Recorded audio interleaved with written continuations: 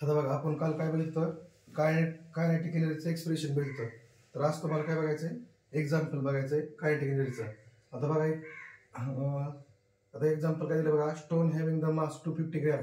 म्हणजे ते दगड आहे त्याचं मास 250 ग्रॅम आहे आणि ज्यावेळेस it's falling from the height, ज्या हाईटून तो खाली पडतोय तर how much kinetic energy does it, त्याच्यामध्ये कायनेटिक एनर्जी किती आहे काढायचंय.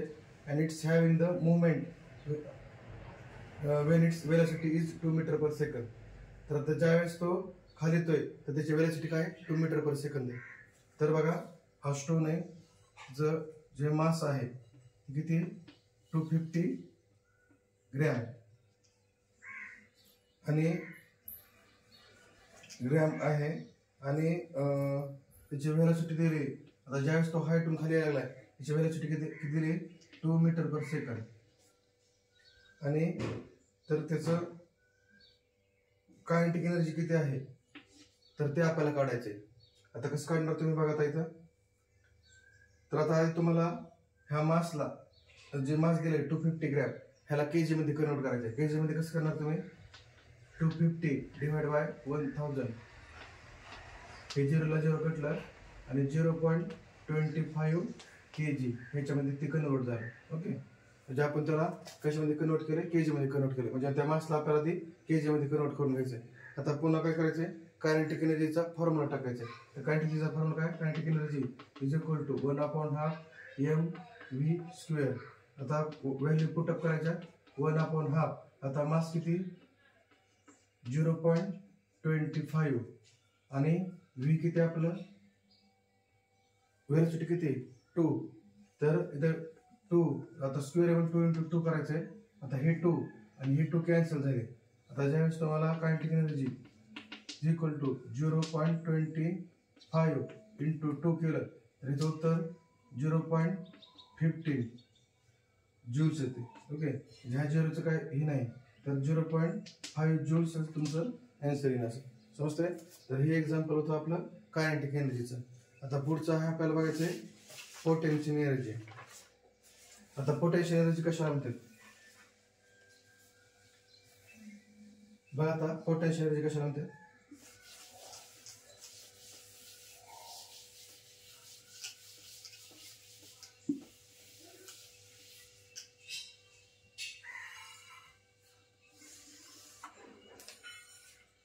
बघा. आता तुम्हाला ते एक्झाम्पल आहे, an arrow is release from the stretch above. आता एक एरो आहे, ज्यावेळेस तुम्ही त्याला ट्रेच करतात तर arrow is release from the stretch above, म्हणजे धनुष्यबाणामधून ज्यावेळेस तुम्ही जे ही एरो जे आहे तर तुम्ही ते रिलीज करतात तर त्याच्यामध्ये कोणती एनर्जी असते. हा पुन्हा water kept at height flow from the pipe into the tap below. म्हणजे जे पाणी आहे वर म्हणजे तुम्ही टाकीमध्ये हाईटवर ठेवलं आहे, ज्यावेळेस तुम्ही नळ चालू करतात तर त्याच्यामधून ते पाणी हाय प्रेशराइज पाणी येते खाली. आणि कॉम्प्रेस स्प्रिंग, आता स्प्रिंगला जर तुम्ही कॉम्प्रेस केलं आणि रिलीज केलं तर त्याच्यामध्ये पण एक काहीतरी कोणती एनर्जी होती, पोटेन्शियल एनर्जी. म्हणजे हे तिन्ही पण एक्झाम्पल जर बघितले आपण तर तुम्हाला इथे विचारले का बघा, which word describe the state of object in above example. आता तुम्हाला ह्याच्यामध्ये 3 एक्झाम्पलमध्ये असे कोणते वर्ड्स आहेत की जे त्या ऑब्जेक्ट्समध्ये कोणतरी एक स्टेट आहे, कोणतरी एक पोझिशन आहे दाखवते. आता कोणते वर्ड आहेत, जसं रिलीज आणि टेचड, पहिल्या ह्याच्यामध्ये 2 वर्ड्स आहेत की ज्याच्यामध्ये दाखवतात की कोणतरी एनर्जी ह्याच्यामध्ये स्टोअर आहे. पण दुसऱ्या ह्याच्यामध्ये काय दाखवतात, केप्ट आणि फ्लो हे 2 वर्ड दाखवतात की ह्याच्यामध्ये कुठली तरी एनर्जी स्टोअर आहे एक्झाम्पलमध्ये. आणि खालचं आहे की कॉम्प्रेक्स आणि रिलीज.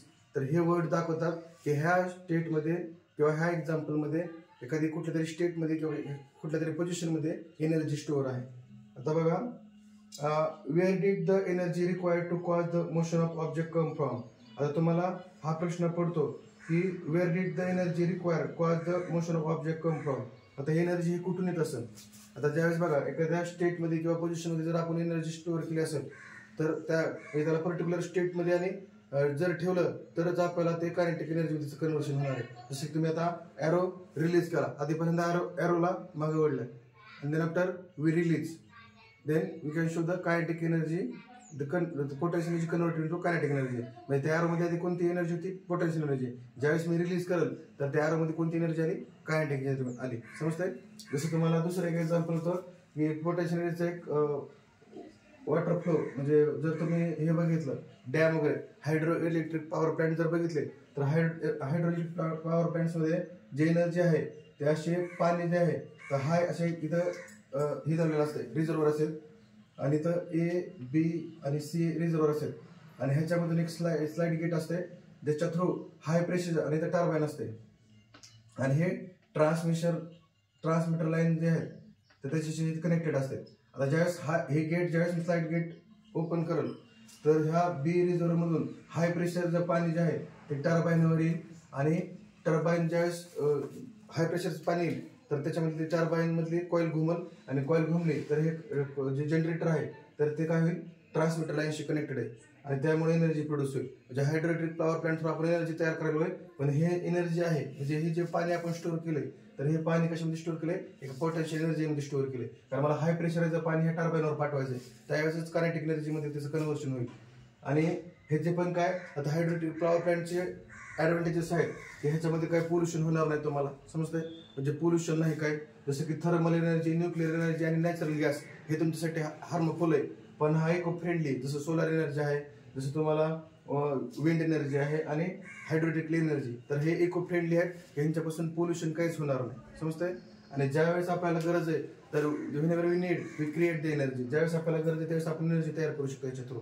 पण ह्याचा एक ड्रॉबॅक्स काय आहे की जर पाणी आता तुम्ही असं पाणी इथे करलाय तर काही विलेज आणि काही जे फर्म आहेत तर ते काय सबमर्ज होणार त्याच्यामध्ये कारण पाणी जर वाढत गेलं तर त्याची जर वाढत गेली एरिया वाढत गेला तर लोकांचे घर आणि शेती ह्या पाण्यामध्ये जाणार आहे. तर हा एक मोठा एक प्रॉब्लेम ह्याचा ड्रॉबॅक आहे. आणि दुसरा आहे की लोकांना रिहॅबिलिटेशनचा प्रॉब्लेम क्रिएट होणार आहे. ज्या लोकांचे घर ह्या पाण्यामध्ये गेले किंवा जमीन गेली तर त्या लोकांना तुम्हाला पुनर्वसन करून बघायचंय तर रिहॅबिलिटेशनचा पण एक प्रॉब्लेम क्रिएट होते. हा पोल्युशन ह्याच्यापासून काहीच नाही इको फ्रेंडली आहे पण हा आपल्यासाठी पोल्युशन नाही म्हणजे हार्मफुल काहीच नाही पण फक्त लोकांना रिहॅबिलिटेशनचा आणि ह्याचा प्रॉब्लेम येते फक्त. आणि काही विलेज आणि फर्म जे आहेत ते सबमर्ज होणार त्याच्यामध्ये समजते. तर हे एक्झाम्पल त्याच्यामध्ये सुद्धा एक पोटेन्शियल एनर्जी थ्रू आपण काय करू शकतो एक इलेक्ट्रिक एनर्जी तयार करू शकतो. तर त्यासाठी हे जे पाणी आपण स्टोअर केलंय तर हे एक लेवलला आपल्याला स्टोअर करून ठेवायचे ज्याच्या थ्रू त्याच्यामध्ये त्याचं रूपांतर कायनेटिक एनर्जीमध्ये होईल. आणि दुसरं एक्झाम्पल इथं पण पाण्याचं तुम्हाला आता सांगितलं मी की वॉटर ज्यावेळेस तुम्ही आपल्या घराची टाकी जी आहे ती वरी ठेवलेली असते कारण का ज्यावेळेस आपण नळ चालू करल त्याच्यामध्ये त्या पोटॅशियम एनर्जीचं रूपांतर जे आहे ते कायनेटिक एनर्जीमध्ये यावं म्हणजे त्याला ग्रॅव्हिटी जी आहे त्या पाण्याला काय करायला खाली खेचायला लागेल समजतंय. तर हे दुसरं एक्झाम्पल. तिसरं आहे कॉम्प्रेस स्प्रिंग इज रिलीजन. आता तुम्ही स्प्रिंगला जर कॉम्प्रेस केलं तर त्याच्यामध्ये काय व्हायला लागेल पोटॅशियम एनर्जी होती म्हणजे आधी तुम्ही पोटॅशियम एनर्जी त्याला जर ज्यावेळेस प्रेस केलं पोटॅशियम एनर्जी आली आणि ज्यावेळेस रिलीज केलं त्याला कायनेटिक एनर्जी. आता तुम्ही लहान मुलांच्या जर टॉय वगैरे बघितल्या तुम्ही चावी फिरवली की त्याच्यामध्ये पण एक पोटेन्शियल एनर्जी असते हे वाजतंय किंवा ते डमरू वाजवण्याचं एक असतंय पुन्हा गाडी पळण्याचं एक असतंय म्हणजे त्याच्यामध्ये सुद्धा एक स्प्रिंगमध्ये एक पोटॅशियम एनर्जी स्टोअर केलेली असते आणि त्या पोटॅशियम एनर्जीचं रूपांतर कशामध्ये करतो आपण कायनेटिक एनर्जीमध्ये होतंय ज्यावेळेस आपण चावी यूज करतो त्यावेळेस. तर हे सगळे जे एक्झाम्पल आहेत ते कशाचे तुम्हाला पोटॅशियम एनर्जीचं रूपांतर आपण कायनेटिक एनर्जीमध्ये करतोय. मग मला पर्टिक्युलर आता डेफिनेशन काय सांगते बघा the energy store in the object because of it specific state और position is called the potential energy. आता आपण जेवढे एक्झाम्पल बघितले तर ह्याच्यामध्ये एक ऑब्जेक्ट होतं ज्या ऑब्जेक्टला एक पर्टिक्युलर स्टेटमध्ये किंवा पोझिशनमध्ये आपण काय केलं त्याला स्टोअर केलं आणि त्यावेळेसच त्याचं रूपांतर कायनेटिक एनर्जीमध्ये झालं तर त्याला म्हणलं जातं पोटेन्शियल एनर्जी. म्हणजे आपण एनर्जी स्टोअर करणार आहे ते एका पर्टिक्युलर स्टेटमध्ये आणि पोझिशनमध्ये ठेवणार आहे तर त्याला म्हणलं जातं त्याचं रूपांतर कायनेटिक एनर्जीमध्ये होणार आहे. म्हणजे मला जर एखाद्या स्टेटमध्ये किंवा पोझिशनमध्ये ठेवलं तरच त्याचं रूपांतर कायनेटिक एनर्जीमध्ये होणार आहे तर त्या प्रोसेसला म्हणलं जातं पोटेन्शियल एनर्जी. त्याची डेफिनेशन आहे समजतंय. तुम्हाला हे एक मार्कासाठी परीक्षेला येऊ शकते what is in by write the definition of potential energy किंवा write the formula of potential energy kinetic energy. तर हे तुम्ही थोडंसं जरा लक्षात ठेवा.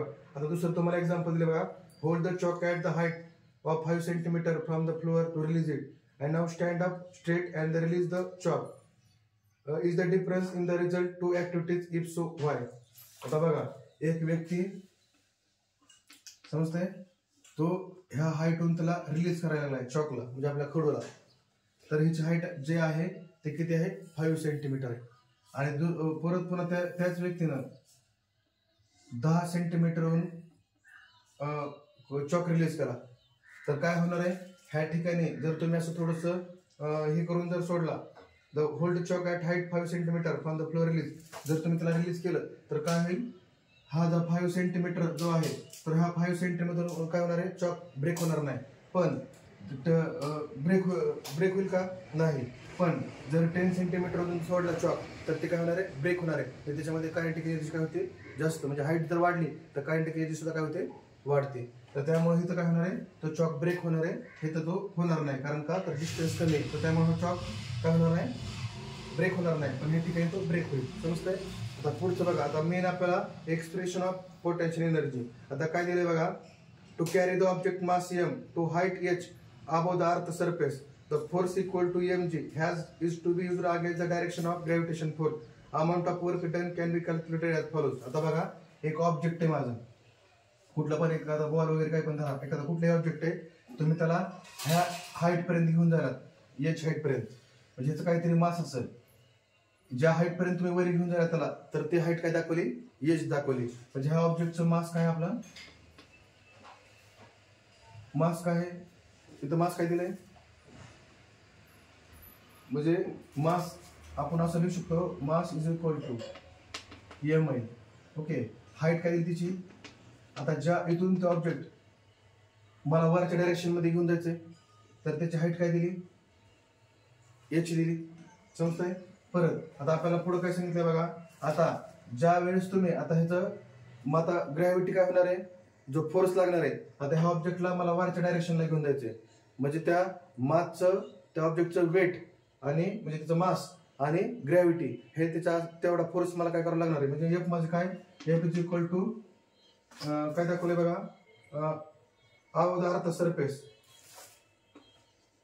Above earth surface. आता जो मला फोर्स लागणार आहे तो काय असणार आहे माझा, mg. समजतंय का.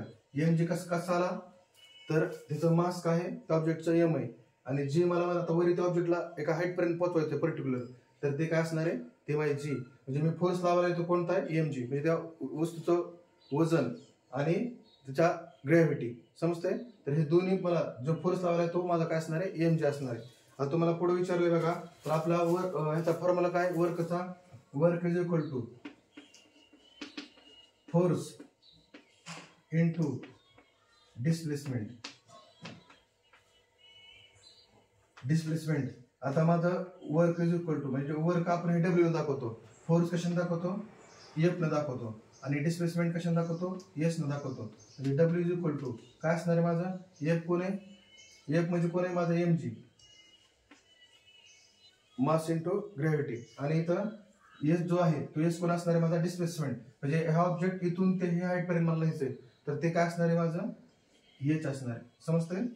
म्हणजे W is equal to mg into H, हा काय धरा झाला. आता अमाऊंट ऑफ पोटेन्शियल, आता बघा डब्ल्यू इज इक्वल टू, आणि ह्यालाच आपण म्हणू शकतो W is equal to mgh. समजतंय. आणि इथं पुढे पुन्हा potential energy is equal to W is equal to mgh, आणि तेच माझं potential energy is equal to काय असणार आहे, mgh. म्हणजे जे माझं वर्क डन झालं असणार आहे ते काय असणार आहे, mg असणार आहे. तेच पोटेन्शियल एनर्जी, आणि पोटेन्शियल एनर्जी टू mgh. अशा प्रकारे आपला हा काय झाला, फॉर्म्युला आला. समजतंय. म्हणजे आपण ह्याच्यामध्ये काय केलं, की वर्कचा फॉर्म्युला टाकला, इथं काय घेतलं, त्या वस्तूचं मास m घेतलं, त्याची हाईट काय आहे, h. म्हणजे मला त्या इथून ते इथपर्यंत न्यायचे ते ऑब्जेक्ट्स, तर त्याची अबाव द हाईटची एज दाखवली, म्हणजे त्याची डिस्प्लेसमेंट होणार आहे ऑब्जेक्टची आहे. आणि परत F is equal to above earth surface is equal to mg. आता mg काय माझं, तर म्हणजे मला म्हणजे त्या वस्तूचं मास आणि ग्रॅव्हिटी ह्याला वरी पाठवायचं म्हणजे त्याला ती काय येणार आहे, फोर्स काय माझा लागणार आहे, माझा mg लागणार फक्त. आणि फॉर्म्युला टाकला, work is equal to force into displacement. आपण फॉर्म्युला टाकला कसा, वर्कचा.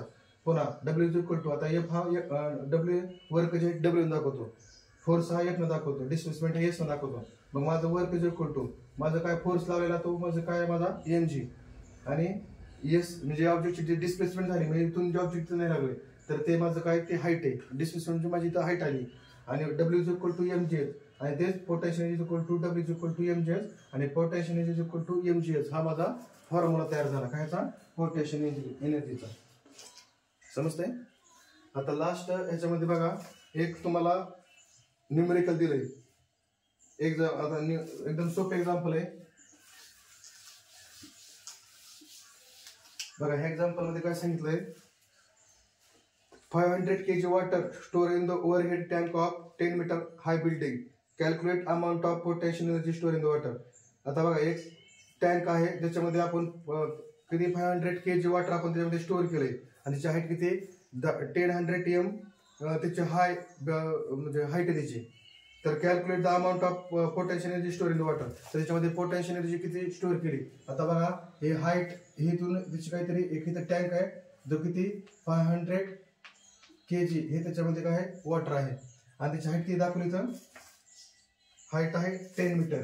म्हणजे एका 10 मीटरच्या हाईटवर ह्या टँकला बिल्डिंग पासून म्हणजे वरच्या डायरेक्शन त्याला ठेवलेलं आहे असं वरी. म्हणजे आपला टँक जो आहे तो वरी, कारण का त्याच्यामध्ये पोटेन्शियल एनर्जीची रूपांतर कशामध्ये होणार आहे कायनेटिक एनर्जी होणार आहे. ज्यावेळेस आपण नळ चालू करत तर त्यावेळेस जे त्याच्यामध्ये त्या ऑब्जेक्टमध्ये एनर्जी स्टोअर असणार आहे एक पर्टिक्युलर स्टेट आणि पोझिशन मध्ये असणार आहे. जसं मी तुम्हाला आता हायड्रोइलेक्ट्रिक पॉवर प्लांटचं एक्झाम्पल दिलं. जसं आपल्या जे बिल्डिंगवर आपण टँक ठेवतो ज्या पाण्याचा त्याच्यामध्ये सुद्धा पोटेन्शियल एनर्जी स्टोअर असते, त्याचं रूपांतर कायनेटिक एनर्जी मध्ये होते. आता बघा इथे एक्झाम्पल काय दिलंय ते तुम्हाला इथे एच किती दिलं बघा. आता पहिल्यांदा एम किती मास किती आहे 500 kg. ओके, परत पण दुसरं काय आहे हाईट किती त्याची 10 मीटर आणि त्याचं आता ग्रॅव्हिटी कितीचं 9.8. आता बघा पाणी आता ज्यावेळेस इथं खालच्या डायरेक्शन येणार आहे ज्यावेळेस तुम्ही नळ चालू करणार आहे तर त्या पाण्याला ग्रॅव्हिटी काय करणार आहे खाली ओढणार आहे, समजतंय, खेचणार आहे. तर त्यावेळेस त्याची व्हॅल्यू किती दिली तर 9.8 दिली, समजतंय. आता 9.8 मीटर पर सेकंड स्क्वेअर हे त्याची काय दिली व्हॅल्यू दिली जीची. आता आपल्याला फॉर्म्युला टाकायचा आहे potential energy is equal to mgh. आता बघा इथं आता पोटेन्शियल एनर्जी आता हे अगोदर आपण काय करू एम ची व्हॅल्यू काय 500 जीची किती 9.8 आणि एच किती 10. आता इथं 9.8 आहे तर आणि त्याला सोपं करण्यासाठी काय करायचं 500 इंटू आता हे 9.8 चा पॉईंट पण टाकतो आणि ह्याला डिवाइड करतो 10 आणि इंटू 10. आता ही 10 आणि ही 10 कट झाले आणि जर तुम्ही 500 इंटू 9.98 जा मल्टिप्लिकेशन केलं तर तुम्हाला किती येणार आहे 400 म्हणजे 49,000 मध्ये येणार आहे, समजते का जूल्स. एवढं त्याचं आन्सर येणार आहे, समजतंय. तर आपण आज काय बघितलं कायनेटिक एनर्जी पुन्हा पोटेन्शियल एनर्जी. तर हे जे फॉर्म्युले हे तुम्हाला परीक्षेला विचारू शकते. त्याचे फॉर्म्युले पाठ करा. Kinetic energy expression potential expression पण तुम्हाला एक्सप्लेन करा म्हणून येईल 2 मार्क आणि त्याचा फॉर्म्युला सुद्धा येतील तुम्हाला एक आणि डेफिनेशन पण येतील. तर ते सगळं पाठ करा आणि सॉल्व एक्झाम्पल आपण दोन्ही पण बघितले कायनेटिक एनर्जीचं पण बघितलं आणि पोटेन्शियल एनर्जीचं पण बघितलं.